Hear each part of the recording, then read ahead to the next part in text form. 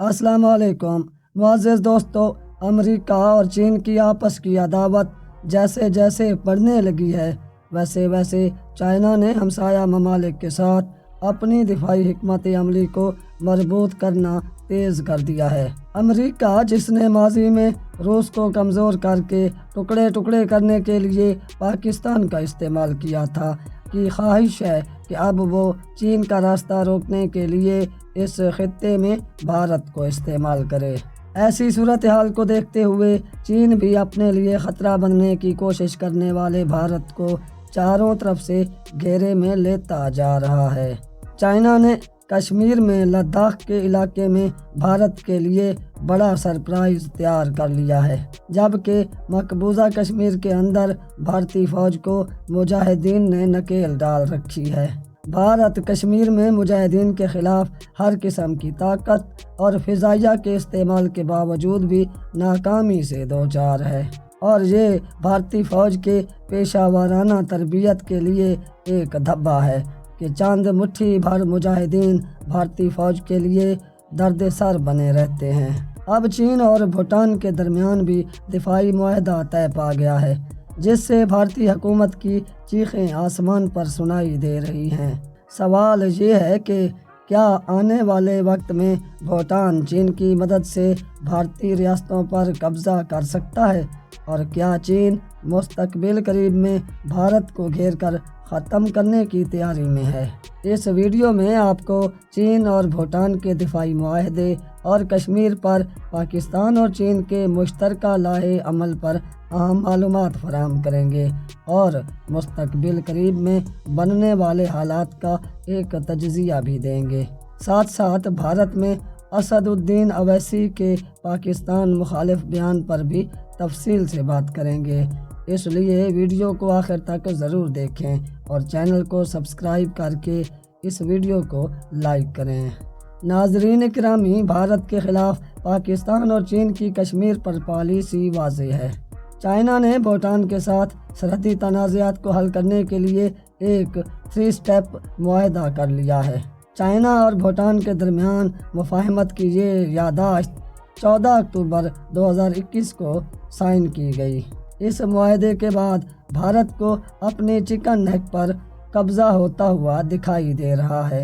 ये मुआहदा होने से चीन और भूटान में जारी दो कलाम के मसले पर कशीदगी ख़त्म होने की राह हमवार हो गई है। इस मुआहदे पर भारतीय वज़ारत ख़ारजा ने कहा है कि हमने इस मुआहदे का नोटिस लिया है। नाज़रीन किराम, भूटान और चीन 1984 से सरहदी तनाज़ात के हल के लिए मुज़ाकरात कर रहे हैं, और अब चीन और भूटान ने हाथ मिलाने का हतमी फ़ैसला कर लिया है। इस मुफाहमत पर दस्तखत करने पर भूटान की वज़ारत ख़ारजा ने यह कहा है कि 3 स्टेप आने वाले वक्त में भूटान और चीन के ताल्लुकात में एक नई सिमत का तयन करेगा। नाज़रीन गिरामी, भारत के हमसाए अब आपस में दोस्ती और कुर्बत के रिश्ते उस्तवार कर रहे हैं। ये भारत की हट धर्मी और इलाके का चौधरी बनने की ख्वाहिश का नतीजा है। भारत के तकरीबन तमाम हमसाए इसकी शिद्दत पसंदाना, इंसानी हकूक़ की खिलाफ वर्जी पर मबनी तशद्दुद पसंदाना और तोसी पसंदाना पॉलिसियों से तंग हैं। पाकिस्तान कश्मीर पर भारतीय कब्ज़े और वहां पर जारी आज़ादी की तहरीक को भारतीय फ़ौज की तरफ से दबाने की कोशिशों के ख़िलाफ़ एक मुअस्सिर और ताकतवर आवाज़ रहा है। अब इस आवाज़ में चीन, भूटान और दीगर ममालिक भी शामिल होने लगे हैं। तुर्की, मलेशिया और इंडोनेशिया भी अब पाकिस्तान के हम आवाज़ बन चुके हैं। ये सब मुस्तकबिल में भारत को नकेल डालने की मंसूबाबंदी का एक अहम पहलू मालूम होता है। उधर कश्मीर में भारतीय फ़ौज पिछले कई रोज़ से फ़िज़ाइया की मदद से ऑपरेशन करने में लगी है, जिसमें अब तक जो भारतीय फ़ौज ने नुकसान बताया है, इसके मुताबिक 9 एहलकार, जिनमें एक अफसर भी शामिल है, मारे जा चुके हैं। मगर ज़राए के मुताबिक असल नुकसान 50 से भी ज़्यादा है। इस ऑपरेशन में भारतीय फ़ौज की नाकामी को छुपाने के लिए फ़ाशिस्ट मुर्दी हुकूमत ने एक बार फिर पाकिस्तान के ख़िलाफ़ زہر اگلنا شروع کر دیا ہے اور پھر سے پاکستان پر سرجیکل سٹرائک کی گیدڑ بھگتیاں دینا شروع کر دی ہیں۔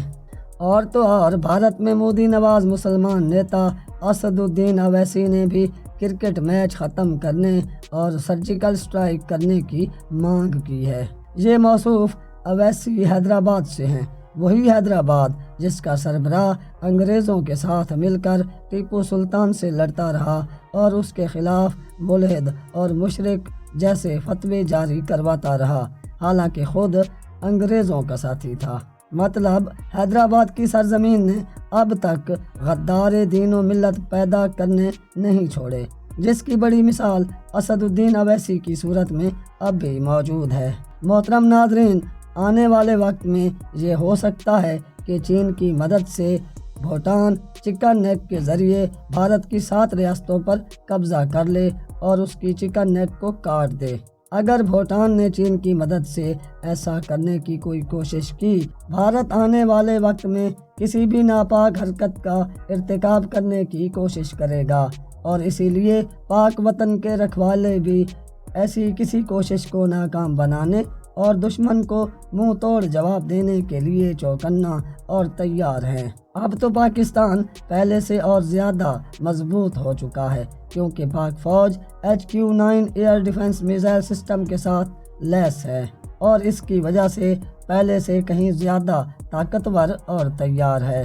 اور اب کی بار اگر بھارت نے کوئی ایسی حرکت کرنے کی کوشش کی تو پاکستان کی طرف سے آنے والا جواب کسی بھی بڑی جنگ کی شکل اختیار کر سکتا ہے، مگر پاک وطن کے محافظ نہ صرف وطن پر قربان ہونے کے لیے تیار ہیں بلکہ دشمن کے عزائم کو خاک میں ملانے کے لیے بھی ہمہ وقت سربکف ہیں۔ امید ہے آپ کو ہماری ویڈیو پسند آئے گی۔ اس ویڈیو کو لائک کریں، چینل کو سبسکرائب کریں۔ اللہ حافظ۔